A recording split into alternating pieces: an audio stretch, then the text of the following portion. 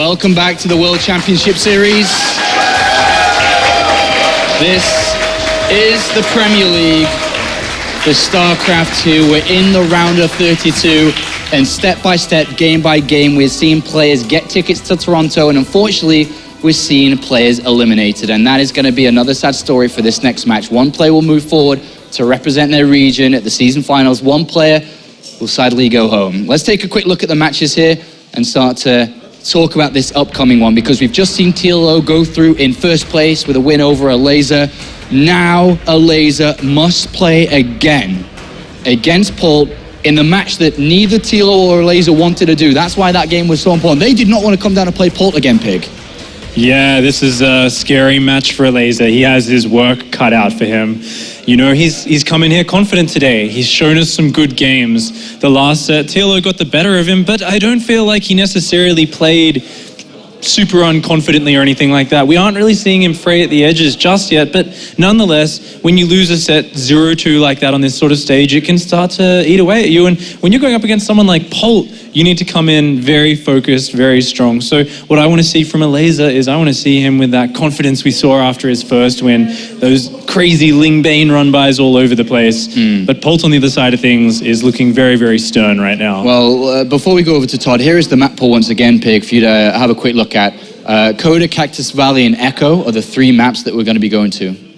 Coda, once again. I think we've seen that in almost every single series Coda so and far. Echo, definitely like the most played maps. They're consistently used. Absolutely, and Elazer picking it once again. He likes these standard maps. Cactus Valley, map 2 for Polt. Now that's interesting. You know, it's a big map. If it's cross map, it can be quite difficult for Terran. Yeah. But remember what Polt says. I feel like I am better than any other player in the late game. He says it doesn't matter who it is. And Cactus Valley, as the game goes on, it's very hard to just very spread out taking those expansions. Yeah. So I can imagine Polt's going to be dropping all over the place. He wants to go with that same attitude he used in the last set. Let's get to the mid game. Let's get to the late game. If I have to, you know, play a little bit safer, lose some edges, I don't care. Once I'm in the late game, I am Polt. Todd, Elazer's 17 years old. This is, right now, his biggest match in his entire career. You beat Polt on that stage, you're going to be remembered for a very, very long time. But he's never played anyone on this skill level before. Online, different, maybe he's bumped into a Korean Terran, but he's on the WCS stage playing against the 3-time champion, a 7-time StarCraft II champion. He will never have felt anything like this before. Yeah, he seems to be in good spirits still, though. Like, I think it was game lobby of map 2 versus TLO. He was joking, he was writing, well, it doesn't matter if I lose here, I have a free ticket to Toronto anyway, even if I lose to you. Pretty sure he was being sarcastic and trying to stay in good spirits, but I mean, it's gonna take more than being in good spirits here against somebody as good as Polt. All right, well, going back over to you, Pig, you've seen Elazer play Zerg versus Terran, and you've seen Polt play Terran versus Zerg today. Is there strengths or weaknesses from both sides that maybe Elazer can look at for a victory here? Because he has to, as you said, work his socks off for this. I think he's going to need to adjust his play a little bit. Elazer coming in here. One of the things we noticed in his first series was he was often very late to take his Baneling Nest. Guess what Polt did in quite a few of his games? Hellion aggression, Hellbat aggression. So you're going to need to be watching out for that sort of aggression if you're Elazer, making sure you're safe against it, but still looking to take those edges. And once we get to the mid to late game, I mean, Major's drops were doing a lot of damage. They were cancelling fourth bases. He can't give any leeway to Polt in that regard, or Polt will run away with the game. But for me, like, one of the big differences between, you know, Major and Polt is that when Elazer was getting off creep and attacking into Major, which sometimes was wrong, Major was doing a poor job of splitting and fighting those units. If Elazer does that against Polt, it's going to be very, very one-sided, I think. The split is going to be on point, the Widowmine placement as well, and he's just going to lose everything, and then from there, be too far behind to win. Let's take a look at the angle that Polt brought up when he was up here, is that he felt a lot more confident against TLO because he said his weakness is best of 3. If he feels out his opponent, knows how they're going to play, he can adapt, he'll take it to the late game, he'll win. Right now, he's going up against a player that he doesn't really know that much about. He's seen one series today, small sample size. Hard to really build a correct plan against a player you have minimal information on. Is this a problem for Polt in a best of 3? I think, you know, from what I've seen of Elazer's play, I don't think it is, because Elazer seems like a more instinctive player, not a tricky player. He's very solid, very straight up, very strong mechanically, but that isn't going to necessarily give you an edge over someone like Polt, who himself is a mechanical beast. I think hopefully Elazer pulls some tricks out here, and I think that's his best shot, is not necessarily some tricks, but some adjustments. Those very special 2-base muta builds that TLO did were perfect against Polt. But if he just plays very standard, I think Polt's already seen some of his games. He's got a feel, and I think he's going to go into this already adjusted to Elazer's play style. All right, thank you very much, gentlemen. It's time to get ready for the last match of the evening. We've had a lot of fun yesterday. We've had a lot of fun today. One more game before we close up the evening. And this is a massive moment now for the 17-year-old. Can he overcome the reigning champion of the World Championship Series? We'll find out with our commentary team. It's going to be Todd's there. I was going to say Todd, but he's right there. It's going to be Cloris from Rotterdam. Take it away, boys. Thank you very much, Sean.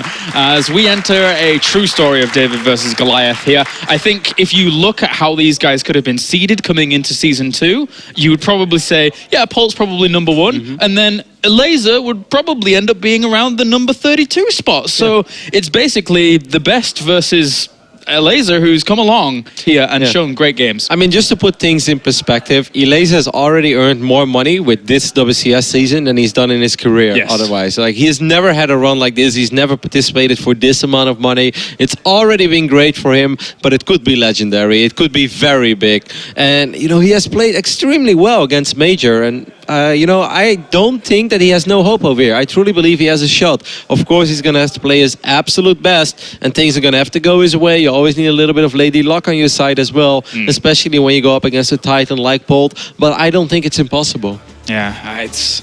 For Polt, though, I mean, he is a man with a mission right now. After losing that first series of the day, he's got to be a furious tiger bottled up inside and is just looking to unleash it and move on. Because if he were to go out in the round of 32, unprecedented, absolutely unprecedented. That would be the first time ever. Yeah. In 8 seasons of WCS, it would be the first time ever that Polt does not advance to the round of 16. Well, let's get on with it then. It's going to be our final series of the day as we have Challenger against Champion. Up to the top left-hand corner, it's our blue Terran representing CM Storm. It is Polt.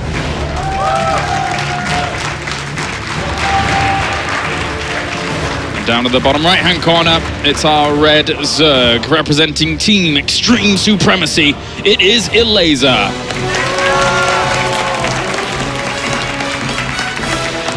Now I wonder if we're going to see something very wild of Elazer in this series. Earlier today he showed us that he's perfectly fine of playing macro. He called himself the European Life, and that is definitely a little bit represented in his playstyle. I wouldn't quite say it's as refined as Life can do it, but you know, always looking for counterattacks, always looking for an opportunity to get a few Zerglings in, going for those run-bys, trying to intercept some reinforcements. It was definitely a very Life-ish style, and it's very fun to watch because it's very action-packed.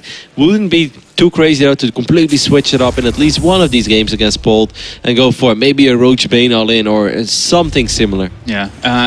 I think out in the crowd or watching elsewhere, Todd is a big fan of the Aladdin film. And from that, I think there is one line... Where's this going, James? It's a bit of an odd start, I don't know. There is one line from that kind of rings true with, I feel, a player like Elazer, and it's diamond in the rough. He is someone who... you know, you're saying, you know, he's a little bit rough around the edges when it comes to those kind of play styles or whatever, but if he's able to kind of oil that and make that perfect, then he could really go places, Elazer. There's definitely a lot of potential in this young player. He's already shown us today that it was no fluke that he has qualified for WCS Premier League after defeating Showtime in that surprising challenger match. But, you know, he's been like, hey, I belong here. I can mess with the big boys, and I feel like I can play, and I have what it takes to maybe even go further. And I think even that last series, you know, you look at it and you see TLO as 1-2-0. But if you take a closer look at the games, game number 1, Elazer was in a pretty okay-ish position. If he wins game number 1, maybe we're looking at a completely different series. And of course, StarCraft II is often a game where one battle, one engagement can completely change the way an entire WCS day plays out. Yeah. Completely. I mean, even today, it's already completely changed to what my expectations were of this group. I'm glad we didn't do predictions today, James, because I would have not done very well at all. No, I don't think most people would have. I really don't. Well, Reapers are on the way now across the map. Actually, only just the one being produced straight into that reactor as well. That really seems to be the flavor of the month for Polt. He was very fond of the 3 Reaper opening at the previous map pool, the one that he won in the Premier League Season 1. Made 3 Reapers in, I think, 5 out of 7 games against Hydra, so that's pretty damn consistent. The other 2 games it was a CC first, and now it's just a single Reaper. He's been doing it 2 games against TLO, actually 3 games in a row against TLO, and now he's doing it once more against Elazer. So Polt has apparently found something in the 3 Reaper opening that he's not a big fan of, that he thinks is a big weakness. Because, you know, if there's one map to probably do it, it would still be Coda, because this is just a great map for Reapers. Yeah, jumping all around, jumping about, and trying to get some damage done. He almost got himself a drone, but obviously these lings came out in time. Likewise, they've bought enough time, and he didn't lose a ling for that queen to get out as well. I thought you were going to sing Jump Around, Jump Around. It's been a long time since I listened to that song. I really should. No, you shouldn't. Like, it's actually very annoying. It's like one of these songs you listen to, like, I know this song, and then you listen to it for 30 seconds. This song is really annoying. Overlord Scout, he should not die over here. Yeah, that would be very silly, and these Marines won't be able to get in range. Well, he's going to try, but there's a little bit of... Actually, if your Marines on the high ground, you can still shoot. He might be... No, he shouldn't. Oh. If that was a Stalker, then... If it was a Stalker, he would have killed it. But the Marine... No, it's not gonna... 18 HP. That would have been a disastrous start, by the way. That's one of those small things that will really get to you. It's just like you start shaking your head and you're like, oh man, like I have played Coda against Terran probably around 500 times already, and I've never lost my first Overlord against 2 Marines like that. Why did I do that? So I'm very glad for Elazer that's not happening. This is a very similar Bolt. That's like a mix between Polt and his build. A Bolt. It's kind of cool. Perfect. No, it's a very similar build to what he showed us earlier today against TLO, and it really didn't do all that well. This time it's going to be a Banshee follow-up. Some of the previous games we saw him get a very quick stim. But this time it's going to be a Banshee, may even be a Cloak Banshee opening. It definitely could be. These lings just causing a bit of an issue, at least keeping these Hellions back at the moment, as they won't be able to do a whole lot about that. Now, I'm wondering from there on out, with the Banshee now on the way, if he eventually gets into the Viking afterwards so they can start clearing up Overlords, because there are quite a few on the map in juicy places. There are quite a few guys around the map, but I don't think Elazer is too worried about that yet. He just wants to make sure he doesn't take crazy economic damage from anything that Polt is going to try to throw at him. We see the Baneling Nest being added as well. There is no Leia yet, right? Or am I mistaken? Right? He just started it. That's kind of late. That's a little later than we've seen in some of these other games. He has a lot of queens over here. He has that static defense as well that Todd mentioned in one of his other games, where he said he wonders why not more Zerg players do it. It can definitely be very useful. Now these Reapers and these Hellions will start working on this hatch, but should not have enough DPS to seriously harm it. And for now, Elazer here looks to be going down just a normal game. I mean, it's interesting to see if he's going to continue that on. Like, I mean, this is very different for Polt in the way that what he's facing, because when he was doing this against TLO was sticking on 2 bases, and that makes it a lot harder for Polt, because then all of the queens and the spine crawler is standing on top of a ramp. Do you really want to go for it? Well, once he did it, and both games it didn't go that well for him. But now Elazer is already spreading himself thin over 3 bases, so it's going to be very difficult for our Polish Zerg to not take any damage over here whatsoever. We don't have an armory though, correct? So these Hellbats can possibly morph into... or Hellions can morph into Hellbats, so that's going to make his life a little bit easier. He has quite a few Zerglings on the way, and the first Banelings are morphing as well. The Spire is being thrown down right now.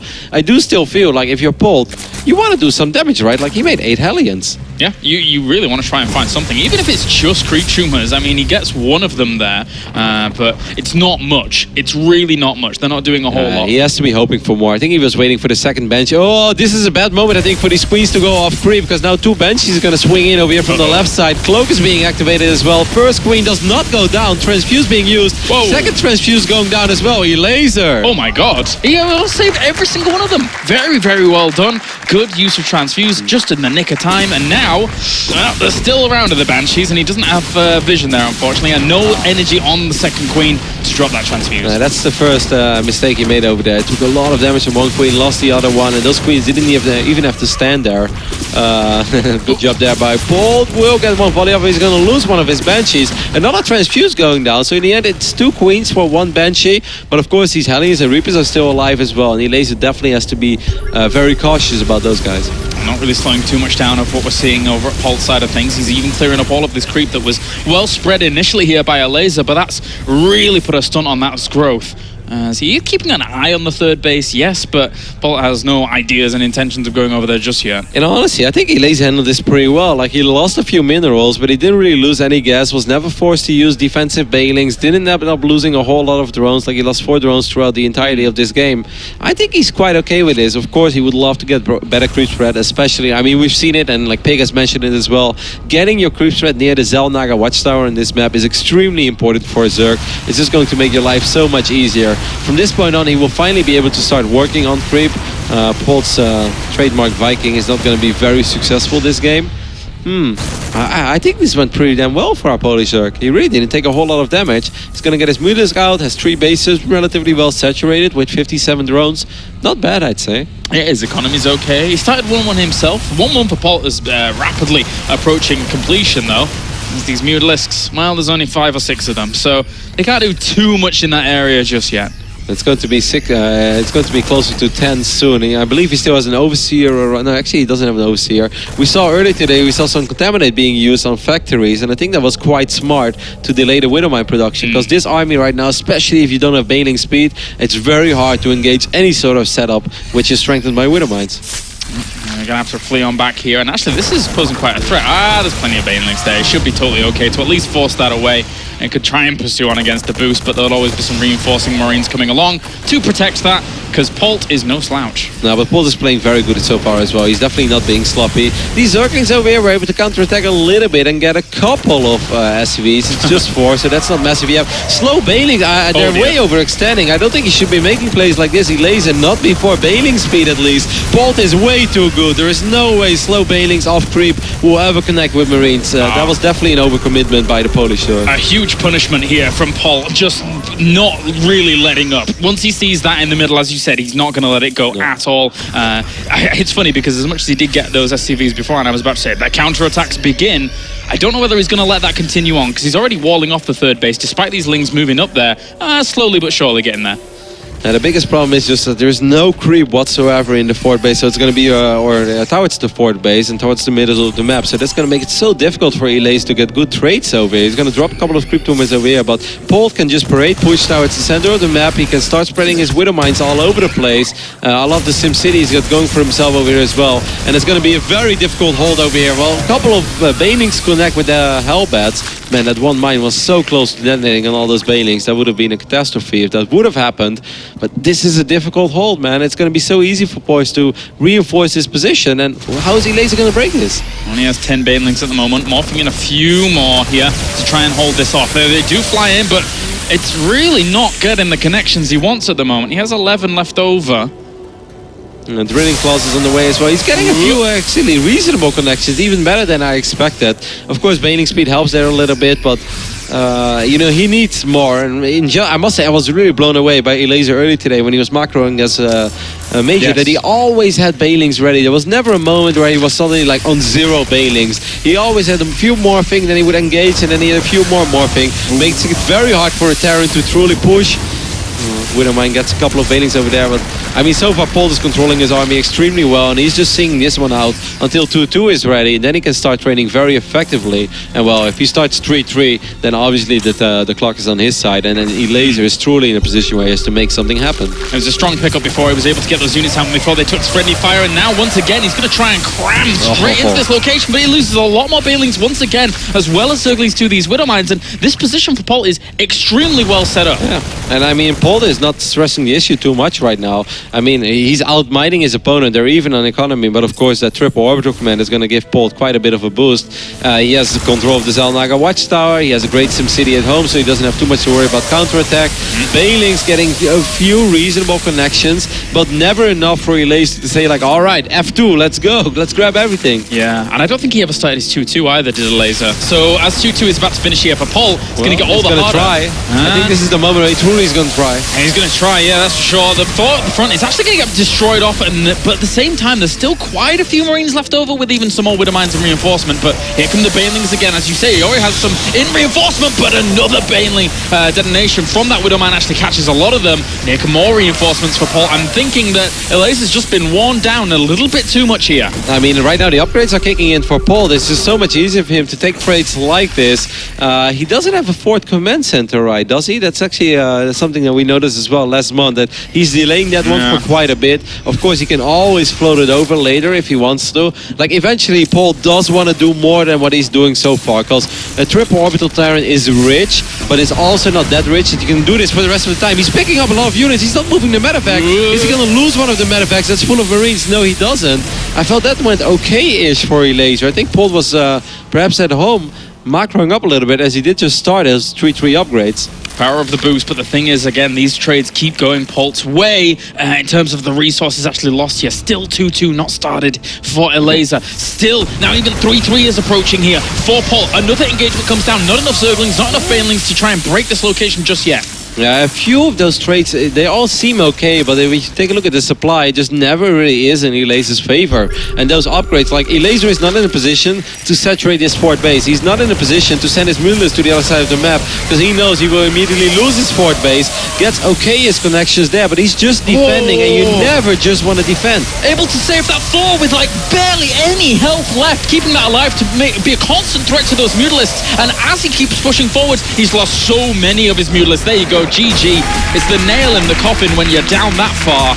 And you're right, never being able to saturate that fourth base, he never had the economy to be able to start the 2-2, despite having to have all those units out to be able to greet that fight as well. So really, really brutal stuff. I think Elazer knows how much he was up against it in that game. Yeah, I mean, in the end, it's upgrades as well. You can truly see Polt just getting better and better at trades. And, you know, as a Zerg, when you play Mutaling Bane, the last thing you ever want to do is just, like, sit in front of your fort base and, you know, like, sort of try to defend, but you know you're not getting your extra upgrades. You don't have, like, ultras on the way or anything, like, even remotely close to that. You never just want to sit on Mutaling Bane and only defend and then somehow try to break it. Like, sometimes things can go your way if you, like, if your opponent is not paying attention and a few Banelings kill a few more Marines than they were supposed to, and maybe Widow Mines do some friendly fire. Like, if he breaks out one time, then the entire game changes, because then he can start spreading creep, he can start taking map control, he can start actually pushing Polt back and create problems on Polt's side of the map. But right now, it was just not possible. Like, the moment the Mutas would fly to the main base, Polt would be like, okay, funny, you know, like, kill a reactor, I'll kill your fort base, and like, what are you going to do then as Zerg?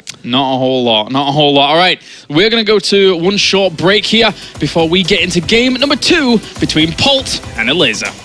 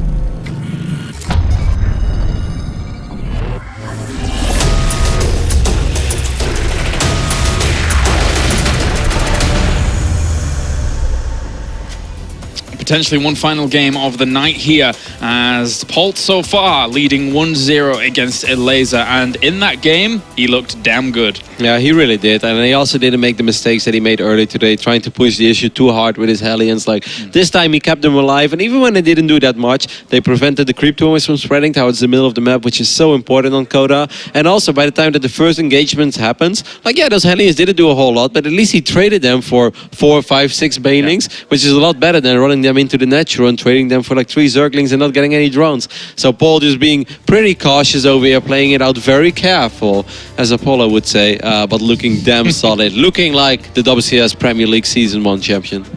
And Elazer, once again here, if he can somehow push through, if he can battle through and defeat the Season 1 champion, that would be an absolutely miraculous result from him.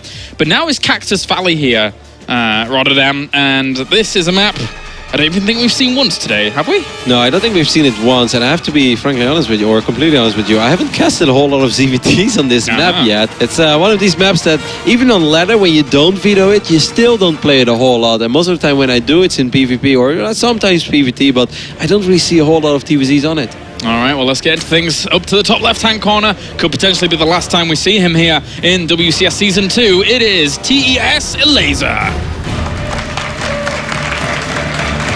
Had a great showing today.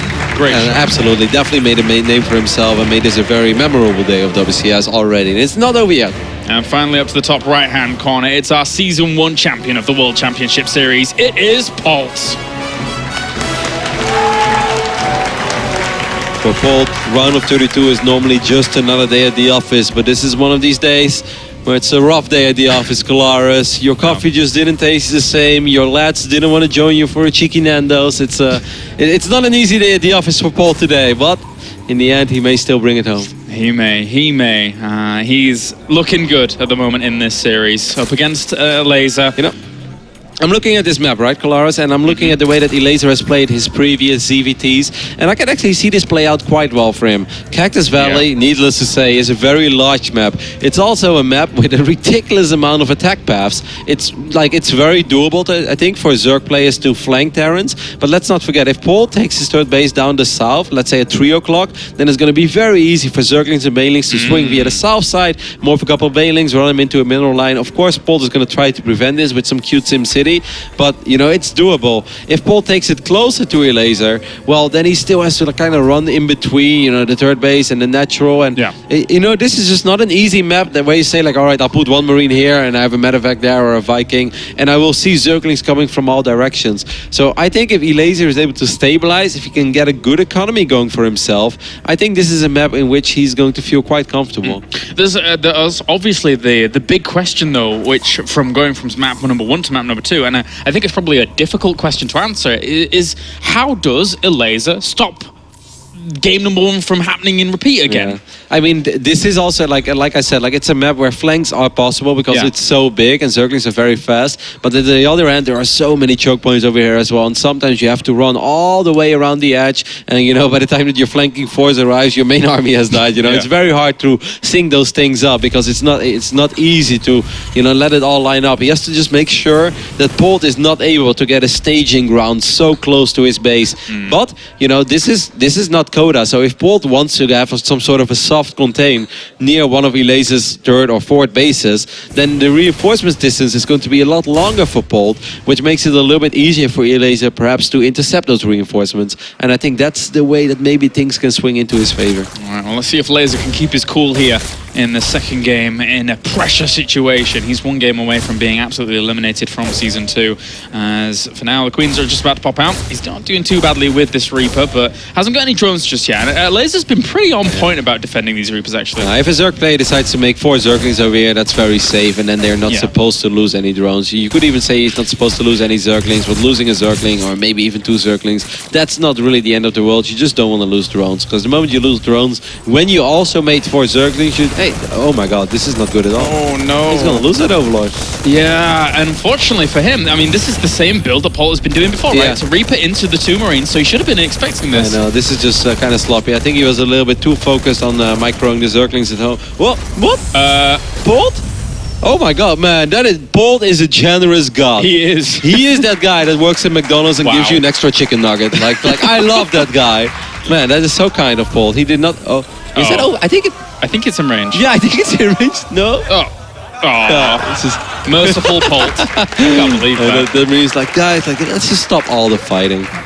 This is like, do I really have to waste my ammunition on this harmless creature that's idling behind my base? I don't think it's necessary. It's not doing us any harm. It's just. I like this as well. As you could see, this was really smart by Elazer. This is one of these small things I've mentioned many times in the cast. But instead of just right-clicking on that Reaper and like pushing that Reaper away from himself and giving Polt an alert, he move commanded on the ground until the Queen would at least get 3 or 4 shots off, so he's always able to kill it. That's one of these small things, but the last thing you want to do is push that unit away, and then suddenly Polt gets an alert. He looks at the unit and he saves it. Small things like that, good play by Elazer.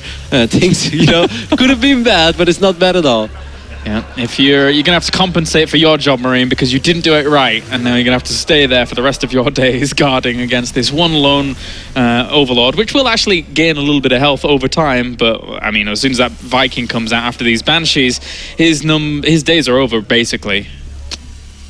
Yeah, eventually, but I mean, at least he didn't have to rebuild it right now. And, like, you just don't want to use your larva in that phase of the game for an overlord that you are not supposed to lose.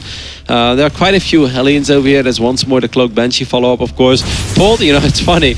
Because like I was actually talking, I think, with Pig earlier today, how there was this period in, let's say, 2013 when Polt had a lot of success in TVZ, right? When he won 2 back-to-back WCS Premier League tournaments, but he always went for the same build. And I remember a few of the Koreans back then were even a little bit annoyed with Polt that he just never switched up his build.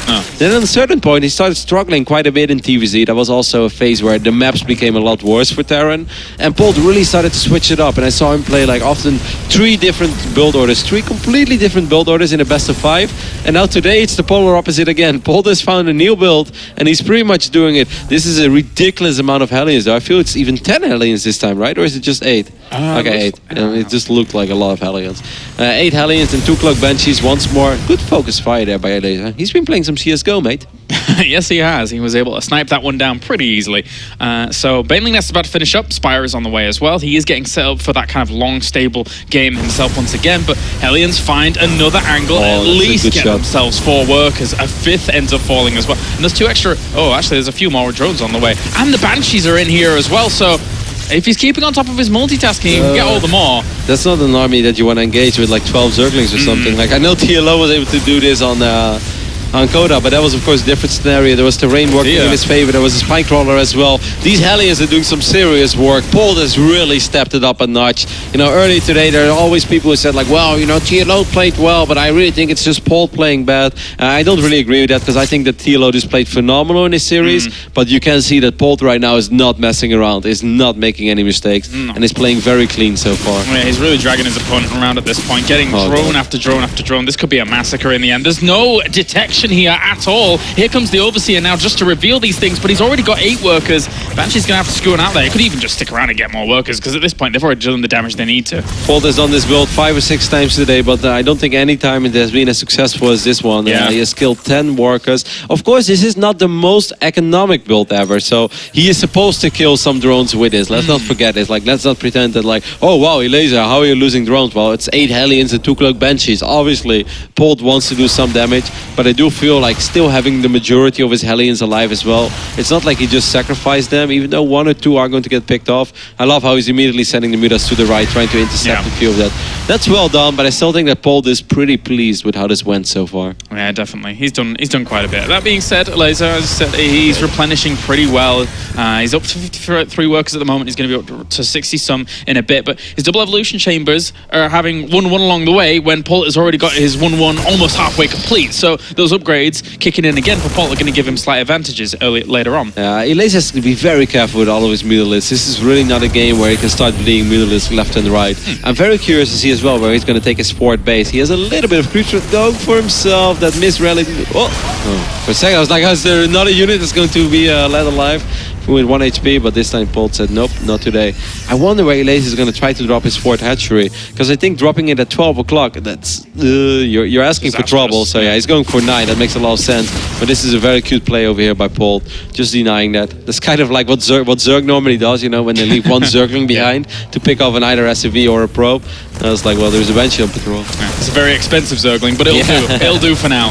As unfortunately it does end up dying off, but it delayed by quite a bit there. And even cleaning up some of this creep on the right-hand side is brilliant here for Polt. Yeah, I mean, that's also the cause of that Banshee. You know, that Banshee being there forces Elazer to bring his Mutalisk all the way to the 9 o'clock position of this map. And at that moment, Polt knows, like, well, there's no way he's going to fight me without all of his Mutalisk. So I'm going to move forward and I'm going to push back these creep tumors for now. How many Widowmines do we have at the moment? Only the 2 out just now. So I'm wondering when he starts mounting this aggression, because he's actually going for the drop down towards the bottom, which could be spotted pretty quickly by these Zerglings. Oh, they barely missed it, I think. Or maybe they caught a glimpse of it. Perhaps. I mean, this is a great air map as well. Like, there's definitely, like, unless Polt decides to throw up like 6 or 7 missile turrets in his main base, if this Muta count keeps on climbing, and it's the first run-by of this game is a fact as well, Elazer has to be careful with his Mutas though. He's not getting too much done with it. This looked promising, but in the end, I think it was actually very good for Polt. I'm going to clean up plenty of this now and see what's... Even the 3 Mutalisks that have died off here are quite valuable and expensive here. And Polt, open supply at the moment. Army supply 80 to 65 with 2-2 on the way very soon. As long as he cleans up this creep and starts finding a good angle to pressure on down this direction, could get scary for Elazer. I mean, like, if Polt is able to get a staging round over here where he's really able to set himself in a comfortable position, and Zerglings will come in, Müller's going to try to intercept this. Matter of fact, he will be able to get one of them. So that's a good pickup for Elazer. Nicely done. Oh, now this base is so exposed. Yeah, there's not much here actually to deal with this. He needs to bring the units back from the natural that he had over there, but he's doing quite a bit of damage. He's actually not doing anything about this. What is going on? He just killed 17 SCVs. His orbital is starting to run a little bit low on HP as well. He had his entire army on hold position over there. Yeah, they were just not reacting at all. I can't imagine what he was doing there. But he lost so much because of it. A really neglectful little move there by Polt, and Elazer's more than happy to take the advantage. Yeah, I love how he left a couple of Zerglings and Banelings behind over there as well. I do think it's very important to renew the creep tumors over here, the ones that he lost. He doesn't have an active tumor over him here, but if like Polt is able to just set himself up over there, he's not just pushing towards the support base, he's standing basically inside your natural, and that's really bad because 2 out of the 3 macro hatches, or 2 out of the 3 hatches that he's producing units of, will come via the main base, and then it's going to be so difficult for Elazer to regroup his units. So I would really love to see him renew those tumors on the north side of the map. Good little move from Elazer to leave some of those units back towards that 4th base. Banelings come in once again. They should be all cleaned up before losing too much at all.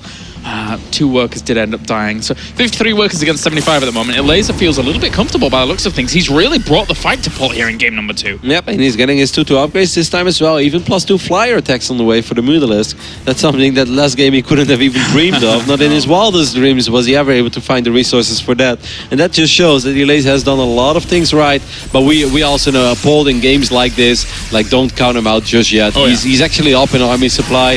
He has +3 attack on the way. He doesn't feel rich enough to start +3 armor at the same time. I mean, we saw how difficult it was here even for TLO in a game where he was massively ahead to finish off Polt. Never mind a game where Polt is still how he is right now. And another volley onto those Mutalisks. You've got to be so careful. Of course, the Mutalisk regeneration is quite okay compared to most units, but those shots did hurt, and it's definitely like a warning sign for Elazer. Be very careful. There are so many rocks, by the way. I get really paranoid when I see a lot of Banelings and a lot of rocks, especially with the amount of destructible plates we've seen being attacked throughout the day.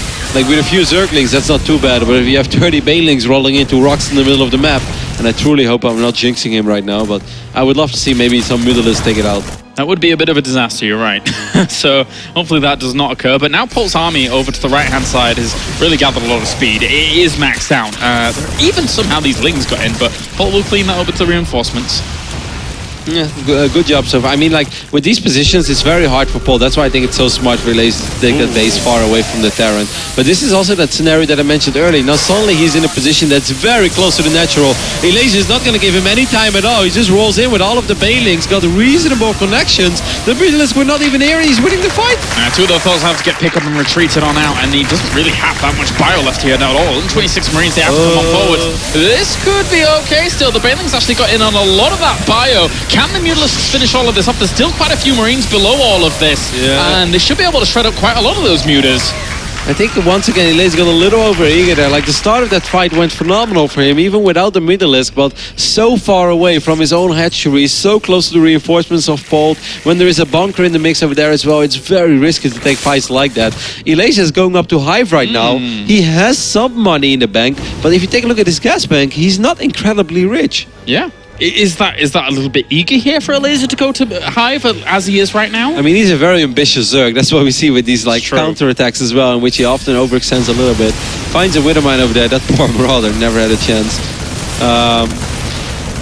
I mean, I do think it's a little bit overeager, but if he's able to get away with it, then it will be great. We'll see. He keeps doing this, by the way. Like, he pretends like he wants to retreat, and then he always turns around, hoping that Polt is not paying attention. And he's getting actually reasonable trades over here. Lynx went for the counter-attack, they're not only in the natural, but also going into the main base, and he just he didn't really have that much any gas for Banelings. And actually, Polt just stimmed in the middle of nowhere with the majority of his army for absolutely no reason. These Zerglings are ravaging the economy of Polt right now. Let's not forget, Polt does not have 4 command centers. He doesn't have 4 orbital commands, so SCVs actually do mean something. He only has 42 left. Elazer is taking a fight off creep over here, but he gets pretty healthy connections. Should just back off right now. He has used all of his Banelings. He has 11 more Banelings defensively. Like, I'm a little bit worried. Like, Elazer should just, like, as a Letot would say, take a chill pill right now. Like, hey man, you've been doing great. There are a lot of things going your way. You're a Hive, but right now stop taking fights off creep and force Polt to take some sort of a bad engagement. Because right now you're not the one who is supposed to make something happen. It's probably Polt. You're on 4 bases. He's on 3. So, like, let's try to get a good engagement right now. I think Polt knows, though, with the amount of economy he's lost, he has to really do something. It's 3-2 upgrades for him, and his army supply is dwarfing what we're seeing here from Elazer so far. He doesn't have that many Banelings, and he doesn't have a huge amount of lava to start pumping away a ton more Zerglings. He needs huge amounts. This is a really, really strong army here for Polt. Banelings are going to come through. They actually connected with some of the force at the front, got a little bit towards the Marines, but there's not that many Zerglings left over here to tank for the Mutas. I think it's still maybe enough, though, for Elazer, at least for now. Polt still has a very healthy army supply lead, but at least he got a couple of okay connections. Oh my god, Polt's army supply is 91 right now. He lost like 14 Mutas throughout these last couple of engagements, and he's down to 6, with a few more being replenished now, yes, but still doesn't have that 7th and 8th gas guys that Funker has pointed out quite a few times now. Yeah. Widowmines maybe do a little bit of friendly fire over here. Nope, not today. They are not going to shoot, and now Polt's just knocking on the front door of Elazer. He has nothing. He has no Banelings. He has nothing, Cloris.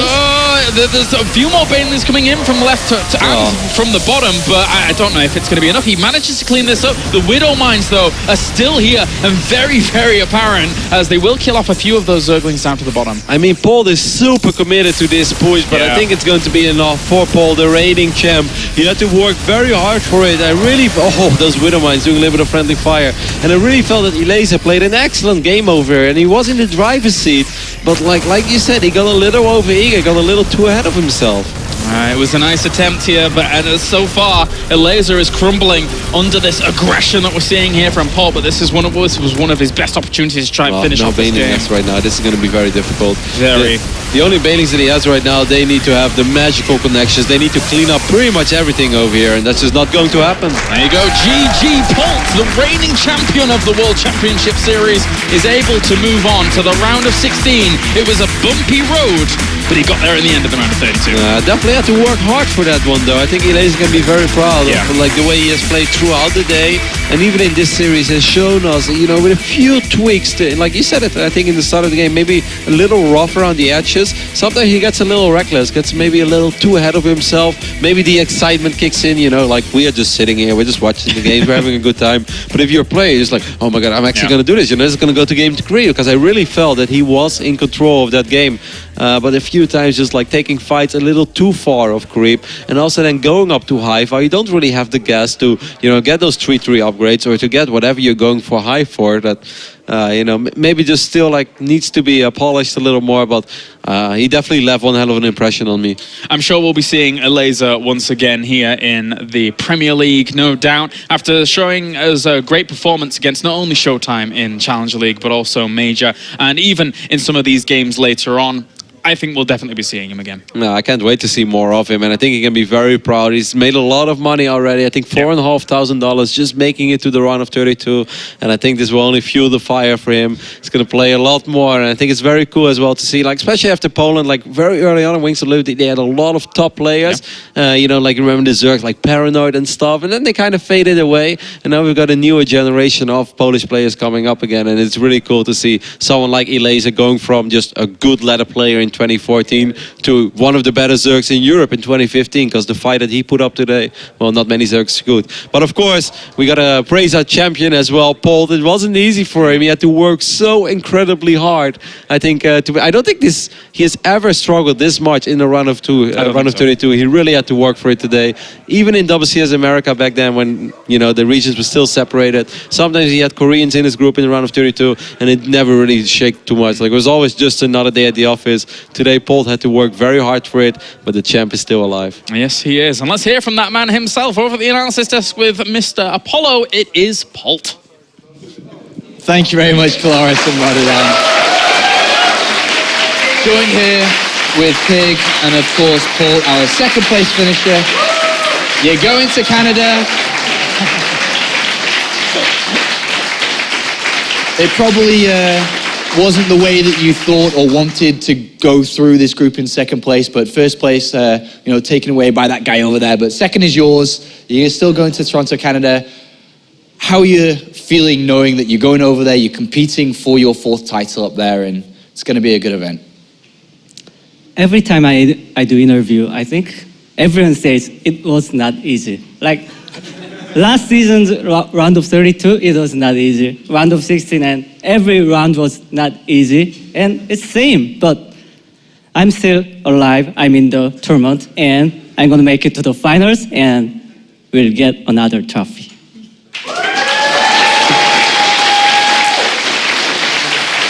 I hope for all you in here, when he wins that trophy, Tilo's at the front row putting his thumb down. Oh, you guys remember that? Because this is the time that you said you're going to win that trophy. I wish I recorded. Well, we're on VOD, aren't we? I've gone back to this and remember that myself. Big question for this guy?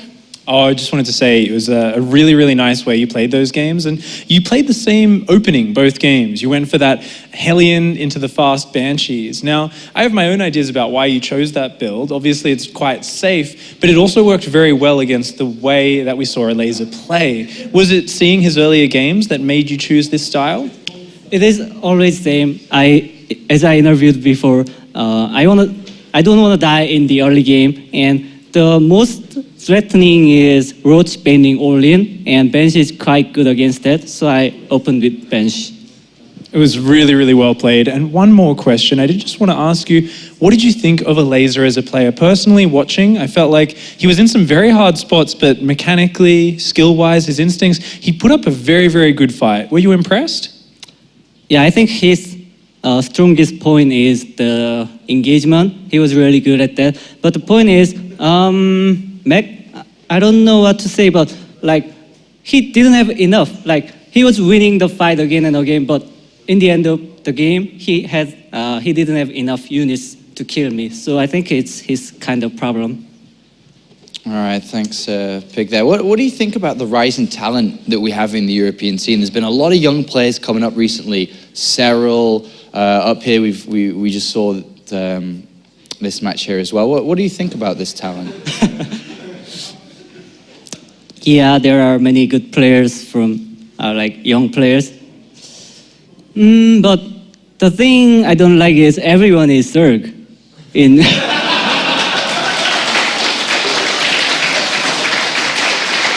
I don't know why, but in foreign scene, Right. every player is good at Zerg, but except for Bunny, no Terran, and it's quite hard to find a Protoss player. So I really wonder why it's only Zerg. Why do you think that is? Is it something to do with There's something in the water. balance? No? No, I guess not then. Moving on. Well, who in the tournament scares you the most? I mean, you talked to us about you are going to get this title, but which player could give you the most trouble for this? Is there anyone? Is it that easy? Like, you're just gonna win it? Like, I was hard. that guy beat you earlier. Well, I'm not gonna beat him in round of 16, and in best of 5 or best of 7, I'm sure I can beat him. So, well, and especially I don't play in Europe next time. For next round. Captain America is back on home soil again. Thank you very much. Second place finisher, Polt.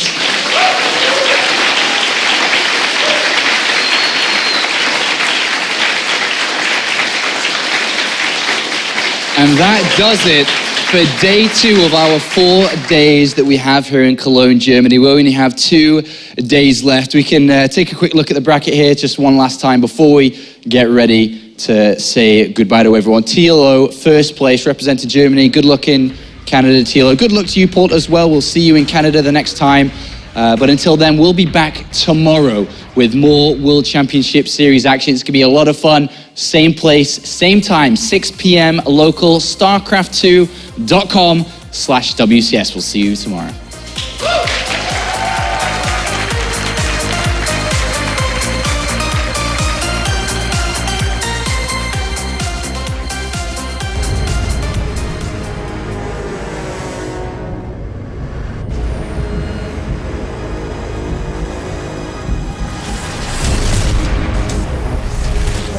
One game away from the crowd.